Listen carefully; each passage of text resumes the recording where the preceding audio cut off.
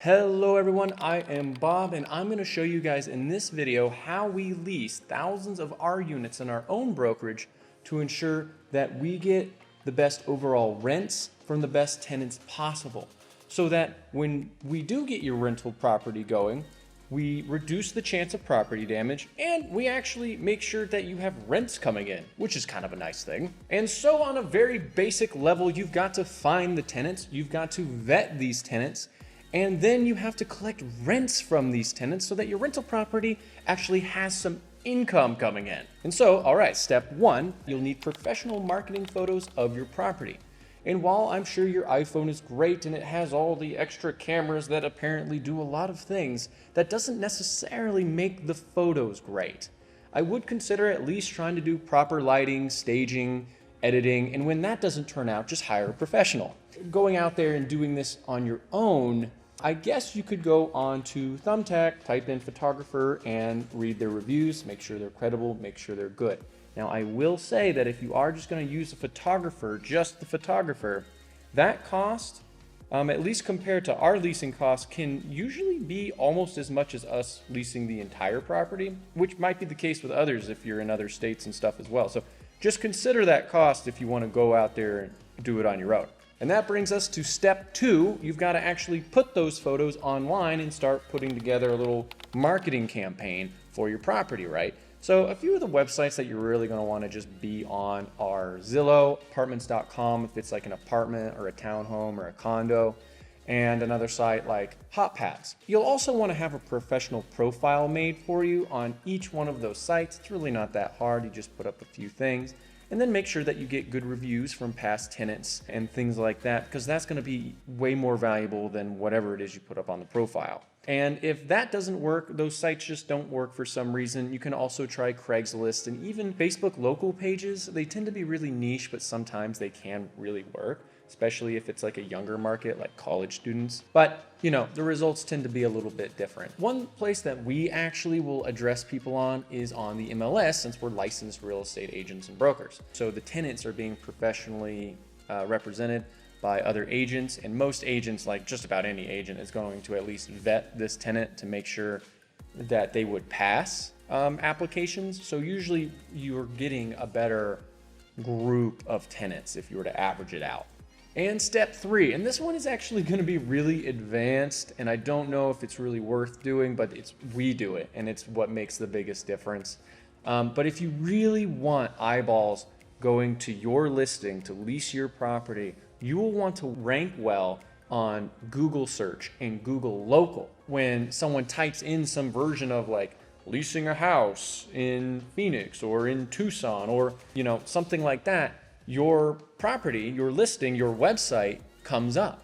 Now, obviously, this is like a totally unreasonable thing to try to do because this is actually a lot of time, money, and work. But it is something that you get if you go with a professionally represented group like ours who ranks well on Google. That stuff, honestly, that is the thing that makes the biggest difference. But this is what gets us the most traffic, which is why we average such a high occupancy rate. But okay, so let's say we've got a line of people out the door all trying to rent your place because your place is awesome and you're awesome. How do we know which of these people are actually qualified tenants and which aren't?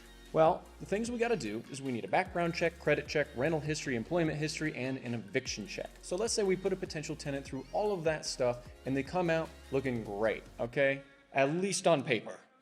So how do we ensure that this potentially great tenant will actually pay you? Well, first up, you'll need a really good rental lease. And this is actually a much longer conversation, so check out my other videos for a more in-depth analysis and how-to on that. But just make sure at minimum that it's vetted, it's enforceable, and follows landlord-tenant laws. And one thing that I will note that's usually part of the lease is a security deposit. Most of the time, a 1-month security deposit is the best, but be sure to put it in a separate trust account because there's a lot of liability if you mess with that deposit. If you're doing this on your own, don't mess with that thing.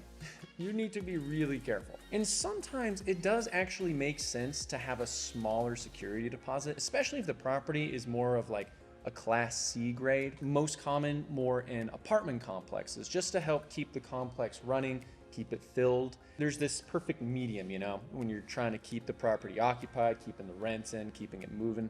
But perhaps you should offer like something like a move-in special instead that's maybe $100 less, instead of reducing like the security deposit $500 or $600. In the long run, it might actually be better to do it that way. Now, next is to ensure that you have an enforceable late rent policy that they'll dislike, but not so much so to where they won't pay you at all and they just kind of run away. And we found that usually somewhere between $25 and $50 for late fees is usually best. The goal is not to make a ton of money off of the late rents. It's to make money off of the rent. But we do want to make sure that it is enough to incentivize people to where their rent actually does come in on time. But this policy will not mean a thing if you don't set the tone right correctly from the very beginning. So if you actually act like a pushover, well, they're likely going to try and push you over. And being a total jerk on the flip side usually creates just a lot of animosity. Even for me, the hardest part to establish with my own rentals, I'm just so close to it. Being too close to it is just gonna make you toss and turn at night. And the feelings you're gonna have overall is gonna flip between, oh man, this tenant's just trying to take advantage of my goodwill. They're just, you know, they're just trying to take advantage of everything I have and I'm gonna lose it all. To, oh my gosh, if I kick these people out now, I'm basically the manifestation of Ebenezer Scrooge, which is not a good night's rest. And actually, speaking of being Scrooge, please don't be greedy with all those likes that you have. Please donate a like that you have to this video. Actually, it would be great if you guys were to share your rental stories, either if you're an owner or a tenant. These stories are very interesting, and I found that a lot of people do like to hear about them. Heck, if I was savvy enough, I would start a show on Netflix called Leasing Sunset.